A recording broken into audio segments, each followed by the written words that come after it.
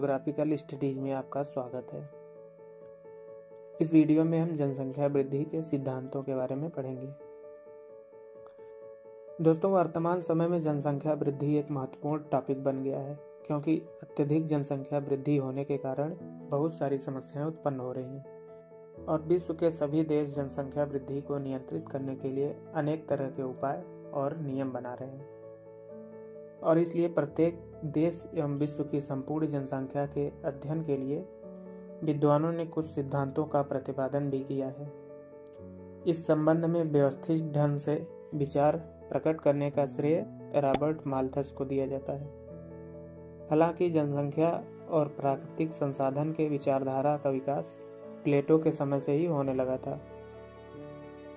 कई विद्वानों ने जनसंख्या वृद्धि को नियंत्रित करने के लिए अपने अपने सिद्धांत दिए हैं। इन सिद्धांतों को दो वर्गों में बांटा गया है। पहला है प्राकृतिक नियम पर आधारित सिद्धांत तथा दूसरा सामाजिक नियम पर आधारित सिद्धांत।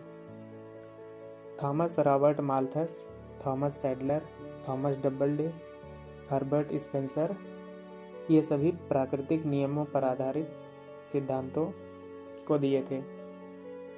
इसके बाद Henry George, David Ricardo, Karl Marx ये सभी विद्वानों ने सामाजिक नियम पर आधारित सिद्धांत का प्रतिपादन किया था। इन सिद्धांतों में से हम माल्थस के सिद्धांत पर चर्चा करेंगे, क्योंकि यह अधिक महत्वपूर्ण है और विभिन्न परीक्षाओं में पूछा जाता है। आइए सबसे पहले माल्थस के बारे में जानते हैं। थॉमस रॉबर्ट माल्थस एक ब्रिटिश अर्थशास्त्री थे, जिन्होंने जनसंख्या वृद्धि के कारण मानव कल्याण पर पड़ रहे प्रभावों के अध्ययन के लिए 1798 में प्रिंसिपल ऑफ पॉपुलेशन नामक एक निबंध प्रकाशित किया था। माल्थस का मानना था कि जनसंख्या एवं प्राकृतिक संसाधन एक दूसरे से संबंधित होते हैं, लेकिन माल्थस महोदय ने संसाधन के स्थान पर जीविकोपार्जन के साधन इस शब्द का प्रयोग किया है। माल्थस का जनसंख्या सिद्धांत मुख्यतः दो मान्यताओं पर आधारित है। पहला है मानव जीवन हेतु खाद्य पदार्थ अत्यंत आवश्यक है, यानी कि मनुष्य को जीवित रहने के लिए भोजन सबसे अधिक आवश्यक है। और यह तो सभी जानते हैं कि किसी भी जीव को जीवित रहने के लिए भोजन बहुत ही जरूरी चीज है। दूसरा है स्त्री पुरुष के मध्य कामुक आवेग आवश्यक है और यह अपनी वर्तमान स्थिति में ऐसे ही बना रहेगा। यानी कि माल्थस महोदय का मानना है कि अगर एक मेल और फीमेल है तो उनके बीच सेक्सुअल डिजायर्स हमेशा बनी रहेंगी। माल्थस का यह जनसंख्या सिद्धांत यूरोप की जनसंख्या की समस्याओं पर आधारित था।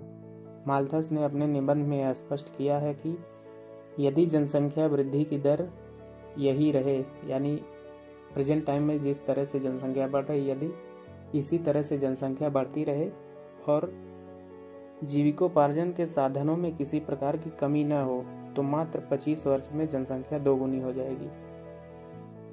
इनके अनुसार विश्व के किसी भी क्षेत्र में जनसंख्या ज्योमेट्रिकल प्रोग्रेशन यानी गुणोत्तर श्रेणी के रूप में बढ़ती है, जबकि खाद्य सामग्री अर्थमेटिक प्रोग्रेशन के रूप में बढ़ती है। इस गति से दोनों में वृद्धि होने पर शीघ्र ही जीविकोपार्जन के साधनों की तुलना में जनसंख्या अत्यधिक बढ़ जाएगी।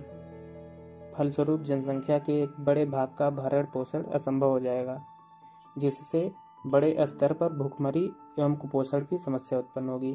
माल्थस महोदय ने अपने सिद्धांत की व्याख्या में ये कहा है कि मानव सहित संपूर्ण जीव जंतु अपनी संख्या में वृद्धि करने की प्रवृत्ति स्वाभाविक होती है।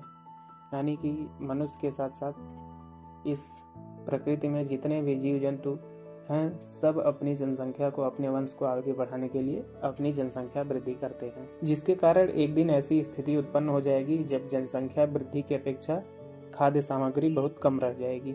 अकाल, लूटपाट जैसी समस्या उत्पन्न होगी और जनसंख्या पर इसका निगेटिव इफेक्ट पड़ेगा, जिससे जनसंख्या कम होने लगेगी। इस तरह के प्राकृतिक और मानव जनित प्रकोप जनसंख्या वृद्धि और खाद्य सामग्री के मध्य संतुलन बनने तक क्रियाशील रहते हैं। अब आगे माल्थस महोदय का कहना है कि जब तक मनुष्य अपनी प्राकृतिक प्रवृत्ति का अनुसरण करता रहेगा, यानी इसी तरह जनसंख्या वृद्धि करता रहेगा, तब तक समाज में प्रकृति इस तरह से आपदा और अवरोध उत्पन्न करेगी, जिससे जनसंख्या और खाद्य संसाधनों में संतुलन बना रहे।